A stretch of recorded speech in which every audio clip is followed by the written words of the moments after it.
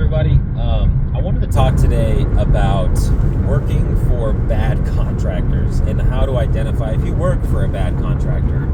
So for instance, a bad contractor, things like that would be like, I guess from biggest to smallest, would be that the tool list is insanely extensive. I would say that is one thing that really just makes going to work really diminish its value. You know, you're buying all these things. They don't supply anything. It's really unfortunate.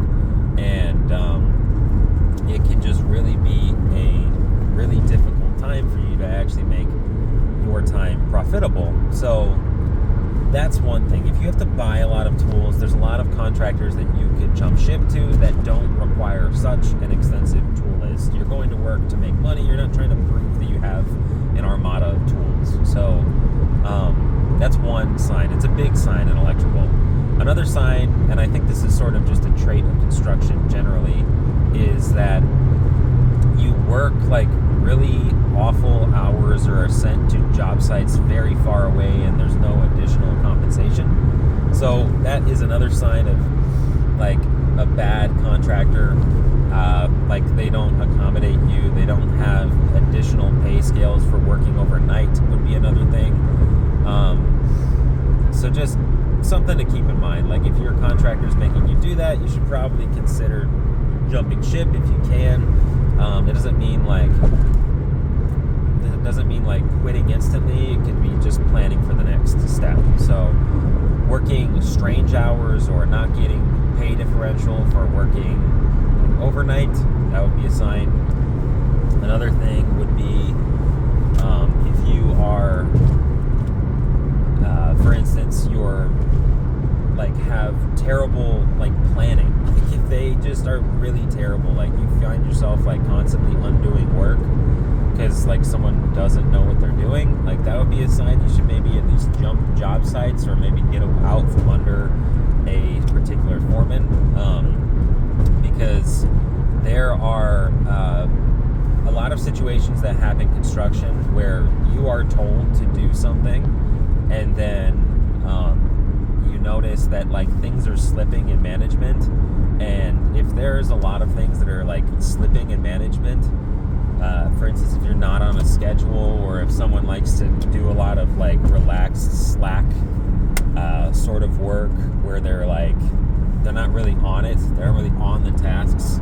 I've worked on a couple of job sites like that where like there's not like a real sense of urgency in certain situations, and those people are not the best to be around, because it might be nice in the moment to be like relaxed and like taking like half a day where everybody's not really task oriented, they're kind of just like chilling. If you work on a job site like that, just be careful, because at the end of the day, no matter what, like the company is going to believe what the foreman says over someone else. Like they're going to put a lot more value to it than like what someone below them is going to have as their say of what happened. So like just always have a mindset about you to like get in and get the job done, because if you don't do that, if there's like doubt about like your abilities, or like everything was really lax and so were you, you know, I don't know, there's just always these weird situations where like you can be the fall guy for so many things. And if you work for a foreman or you work at a company where that's sort of like the behavior, like yeah, eventually it might catch up to that foreman, that like if they keep having that pattern of people like not doing like producing, like management might figure out. But like there's just a lot of foremen that are really bad at what they do, and they just throw their guys under the bus. So if you work for someone like that, that's also a sign to get the hell out of there. I guess, and finally, if you have just doubts in general, like you don't think like this is an opportunity that's gonna like lead to something else, I think that is also another sign. There is a sort of like a culture of who sticks around longest, and also, you know, like I don't know. If you do stick around for a long time at a contractor, there are chances of, and opportunities available to you can definitely change. It's not uncommon. I feel like a lot of people in outside of construction spaces are aware of that like you can really rise the ranks if you just like stick it out and show up every day and are like the only person that's there after your hiring group is all gone and then the next hiring group is all gone. Like that is definitely something that's like does have its benefits, but it also is something that might like make you think, well, why am I still at this contractor? So like, recognition too long delayed, might be a sign that you should probably just jump ship.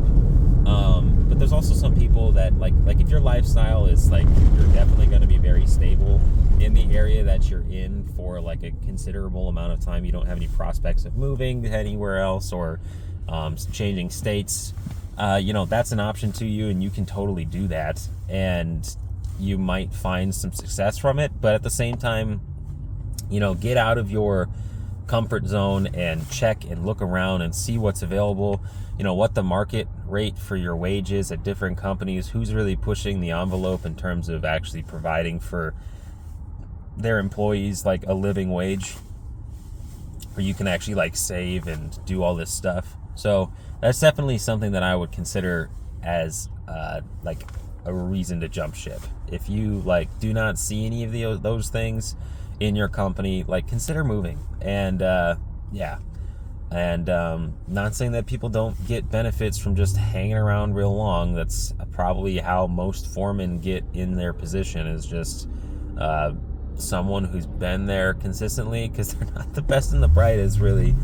Usually, in my experience, foremen are not the best and the brightest. They're kind of just like the guys that are, have to get a very high-paying job. And yeah, because I've seen a lot of foremen just have like terrible habits, like are like either drunks or like do a lot of cocaine or something. And I don't know, there's a lot of that in construction, and I don't feel like these are the best and the brightest people. They're simply the people that stay around the longest, and maybe they don't think outside of a 9-to-5 sort of work schedule, and they just stay in it. So those are the guys that stay in there. There's a good crowd of that. There's also people who are just like want to go that route and want to get experience as a foreman and like management and stuff, and maybe that's their bag and they're good at it. I'm not saying that that's not possible and that doesn't happen. I'm just saying for the majority of time I feel like it's the opposite. It's just like the people who stick around the longest and they're good at barking orders at people, and those are foremen, and they keep the bottom line for the company by yelling at employees and all this stuff. So yes, so in short, if those things apply to you in sort of any sort of way, consider jumping ship.